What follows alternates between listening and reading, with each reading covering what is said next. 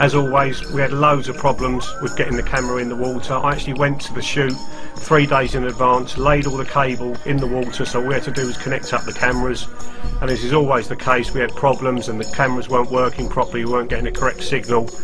During all of this, we've got fish of this sort of size and bigger swimming around the spot, literally waiting to be filmed, and we couldn't get any footage at all. Fortunately, between us, we managed to get the camera kit working,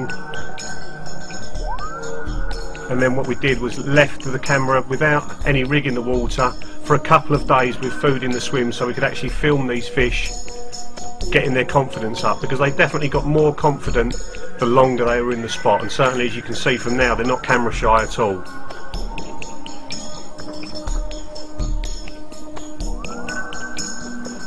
Now, as is always the case, the commentary you're going to get from myself and from Damien is just going to be our opinion on things. It's not the gospel, it's not the truth, it's just our slant on it. And you may watch it and think completely different things and fish a completely different way, and that's fine. That's what the films are for, is to spark some thought and some interest in people.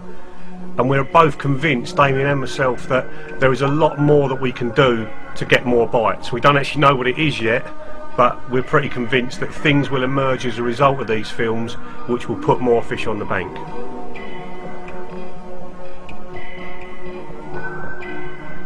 What we're going to do as well is swap back to some live commentary in the bivvy as this sort of stuff's happening, because you can imagine how exciting it is to watch fish of this sort of size, upper 20s, low 30s, even upper 30s in the swim feeding. So we're going to bring you some of that live footage to give you a sense of just what it feels like to see it happening at that moment.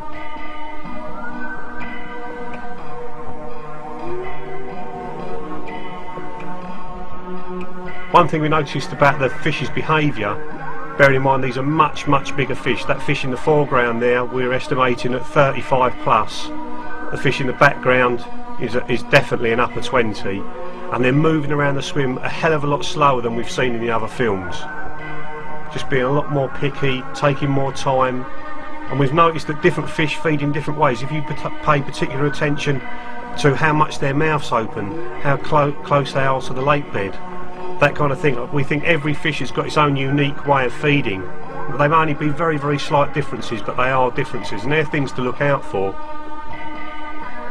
What we think is that all the fish have got their own unique way of avoiding getting caught. Some are better at it than others, and these are probably the fish that don't get caught very often in the lake.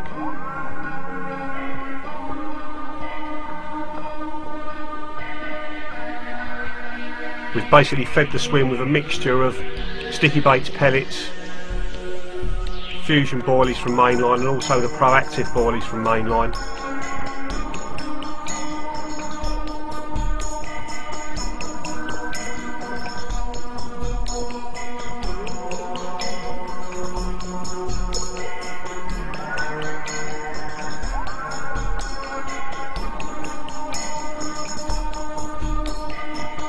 One thing we noticed, and something you'll see later on in the film, is the greater the competition for food, the more aggressively the fish feed. Something we've all known before, but it really does bring it home to you when you see one fish in the swim feeding and just being very careful and very slow and very picky, and then you get 4 or 5 in the swim feeding and they're basically going for any bit of food they can possibly find. See the fish there spooking off of a boilie. We really think these fish are very spooky of round baits, and you'll see during the film that, you know, there are several times when they go down for a round boilie and then avoid it at the last moment, because after all they've been caught on round boilies for years and years. I think it's not the fact that they don't want to eat the food, it's the fact that they're scared of the shape of it, and that's why I think the pellets work so well, because they break down and they change their shape and they break up. It's much harder for the fish to be aware of exactly what shape they are. Also, we never fish with tiny pellets on the hair. we've always got a boilie over the top so they can feed on pellets generally and have no fear of getting caught.